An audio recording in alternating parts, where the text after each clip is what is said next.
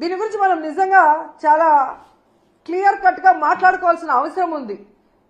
ఆంధ్రప్రదేశ్లో ఈరోజు every morning అన్ని పేపర్లో ఉన్న హెడ్లైన్స్ ని డిస్కస్ చేసే క్రమంలో అమరావతిలో ఏ విధంగా రైతుల దగ్గర ఇప్పటికే 50,000 ఎకరాలు లాక్కొని వాళ్ళకి ఇంతవరకు ఏం చేయకుండా ఇంకా 50,000 ఎకరాలు దోచుకొని వాళ్ళు రియల్ ఎస్టేట్ చేసుకోవాలన్న క్రమంలో ముందుకు వెళ్తుంటే అక్కడున్న రైతులు తిరగబడి ఇవ్వకుండా వాళ్ళ మీద ఎదురు తిరుగుతుంటే అది ప్రజలకు తెలియకూడదని దాని మీద సాక్షిలో డిస్కషన్ రావటం అనేది వాళ్ళకి నచ్చలేదు. ఇక్కడ ఇంకొకటి ఏంటంటే ఆ డిస్కషన్ లో ఒక జర్నలిస్ట్ డిస్కషన్ కు వచ్చిన ఒక జర్నలిస్టు ఒక మాట ఏదో మాట్లాడారని దాన్ని ఆ క్షణంలోనే కొమ్మినేని గారు ఖండించారు.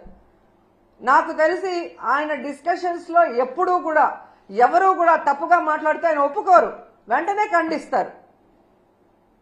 అలాంటి గొప్ప వ్యక్తిని ఈరోజు ఎవరో మాట్లాడిన దానికి తన తప్పు చేయకపోయినా క్షమాపణ కోరిన కొమ్మినేని శ్రీనివాస్ గారిని అరెస్ట్ చేసి సంబంధమే లేకుండా ఎస్సీ ఎస్టీ కేసు పెట్టి ఈరోజు జగన్ గారు భారతమ్మ క్షమాపణ చెప్పాలి అని చంద్రబాబు నాయుడు, లోకేష్, హోంమంత్రి అనిత గారు డిమాండ్ చేయడం చూస్తుంటే ఈ రాష్ట్ర ప్రజలకి నవ్వాలా ఏడవాలా అర్థం కాలేదు.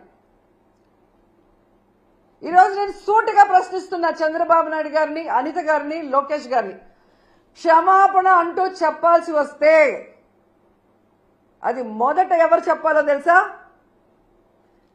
కోడలు మగబిడ్డని కంటే అత్త సంతోషించదని ఆడవాళ్ల పుట్టుకనే అవమానించిన చంద్రబాబు నాయుడు ముందు క్షమాపణ చెప్పాలి. ఆడపిల్ల కనిపిస్తే ముద్దు పెట్టాలి లేదా కడుపైనా చేయాలి అన్న బాలకృష్ణ గారు క్షమాపణ చెప్పాలి.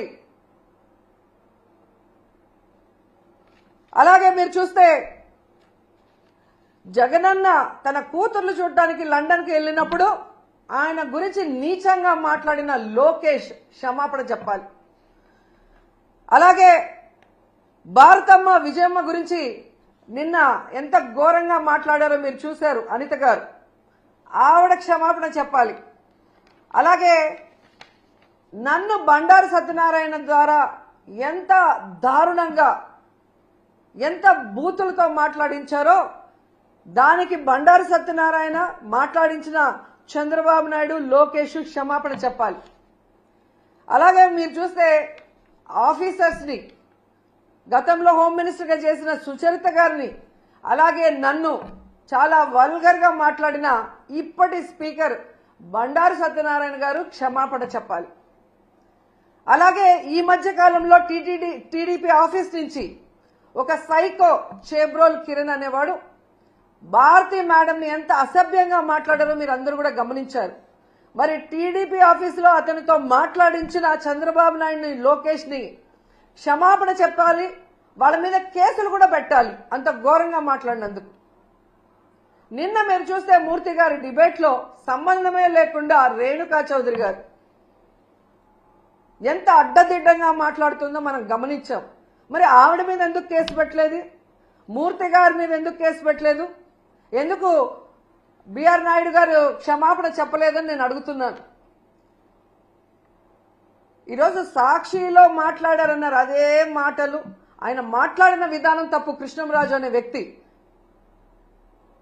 కానీ అదే వార్తలు టైమ్స్ ఆఫ్ ఇండియాలో వచ్చాయి, అదే న్యూస్ ఈటీవీలో వచ్చింది. మరి వాళ్ళ ఆఫీసుల మీద ఎందుకు దాడులు జరగలేదు? వాళ్ళ మీద ఎందుకు కేసులు పెట్టలేదు? కేవలం సాక్షి మీద ఎందుకు దాడులు చేస్తున్నారు? అలాగే ఎందుకు సాక్షిలో మాత్రమే ఈరోజు కొమ్మినేని గారి మీద తప్పుడు కేసు పెట్టి అరెస్ట్ చేశారని నేను అడుగుతున్నాను. ఎందుకంటే కొమ్మినేని గారి మీద ఎప్పటి నుంచో లోకేష్ కి, చంద్రబాబు నాయుడుకి కక్ష. గతంలో అమరావతి భూములు, 3 పంటల భూములు దోచుకొని రియల్ ఎస్టేట్ చేస్తున్నారన్న క్రమంలో ప్రజలు అక్కడ ఎవరైతే తిరగబడ్డారో, రైతులు తిరగబడ్డారో అవన్నీ కూడా ఆయన తన డిబేట్ లో ప్రజలకు అందిస్తున్నారన్న కక్షతో ఎన్టీవీ యాజమాన్యం పైన ఒత్తిడి తీసుకొచ్చి ఆయనని ఆ ఛానల్ నుంచి బయటకు పంపించారు. అక్కడి నుంచి వేరే ఏ ఛానల్లో ఆయన వెళ్ళినా అక్కడ రానికుండా గేట్లు వేయించారు. సాక్షిలో ఉన్నారు కాబట్టి ఈరోజు ఆయన మీద కక్ష కట్టి ఇటు జగనన్నని భారతమ్మని ఇరికిస్తూ అటు కొమ్మినేని గారిని ఇరికించాలని ప్లాన్ చేయడం నిజం కాదా అని అడుగుతున్నాను. ఎందుకంటే ఈ డిస్కషన్ జరిగింది జూన్ 6వ తేదీ. ఆ రోజంతా ఎవ్వరూ మాట్లాడలేదు. ఆ జరిగిన నెక్స్ట్ సెకండ్ అది తప్పు అని చెప్పి తాను తప్పు చేయకపోయినా సారీ చెప్పారు జర్నలిస్ట్ గారు కొమ్మినేని గారు.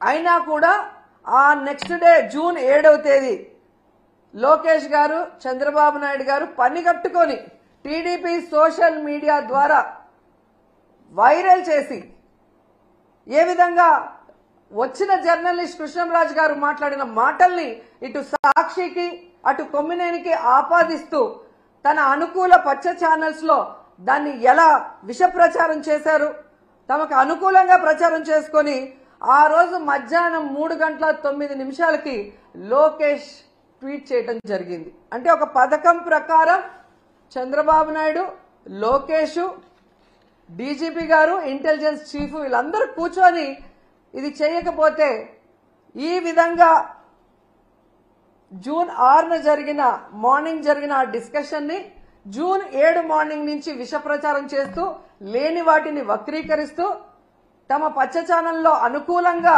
మాట్లాడించుకొని తమకి వైఎస్ జగన్ గారి కుటుంబ సభ్యుల మీద అసభ్యకరమైన పోస్టింగ్లు పెట్టించి రాష్ట్రంలో ఉన్న అన్ని పోలీస్ స్టేషన్లో తెలుగుదేశం పార్టీ నాయకులతో కేసులు పెట్టించి ఆ వ్యాఖ్యలతో సంబంధం లేని సాక్షి మీద దాడులు చేసే విధంగా అందరినీ కూడా రెచ్చగొట్టింది నిజం కాదా అని నేను అడుగుతున్నా. ఆ తర్వాత 3వ రోజు జూన్ 8 అదే ప్రచారాన్ని తమ అనుకూల మీడియాతో కంటిన్యూ చేయిస్తూ ప్లాన్ ప్రకారం మధ్యాహ్నం 1:49 చంద్రబాబు నాయుడు ట్వీట్ చేశాడు,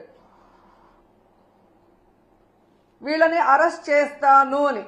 అడిగింది కొడుకు, చేయించింది తమ పార్టీ నాయకులతో కంప్లైంట్లు ఇప్పించి తమ పచ్చ ఛానళ్లతో తప్పుడు ప్రచారం చేయించి పెద్ద మనిషిలాగా దాన్ని కేసు పెట్టి అరెస్ట్ చేస్తానన్నట్టుగా ఈయనతో మాట్లాడిస్తూ అదే పథకంలో భాగంగా పవన్ కళ్యాణ్ ఆఫీస్ నుంచి Pawan Kalyan press note release చేసినట్టు 3:40 ప్రెస్ నోట్ రిలీజ్ చేయడమే కాకుండా సాయంత్రం 6:45 పవన్ కళ్యాణ్ గారి ద్వారా ట్వీట్ చేయించారు.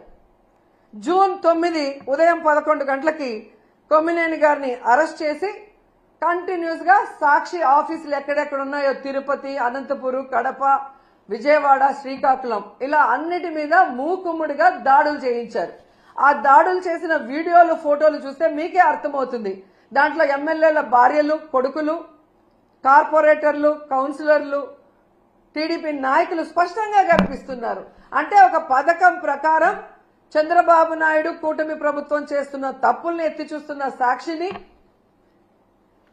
వాళ్ళు చేస్తున్న అవినీతిని ఎత్తి చూపిస్తున్న సాక్షిని, వాళ్ళు ప్రజలకు ఇచ్చిన హామీలు నెరవేర్చకుండా ప్రజలకి వెన్నుపోటు పొడవటాన్ని ప్రజలకు చూపిస్తున్న సాక్షి గొంతు నులిపేసి దాంట్లో ఉన్న సీనియర్ జర్నలిస్టులను అరెస్ట్ చేసి భయభ్రాంతులకు గురి చేస్తే ఇక మేము చేసే తప్పులు ఎవరు మాట్లాడరు, ఎవరు చూపించరు అన్న క్రమంలో ముందుకు వెళ్తున్నారు.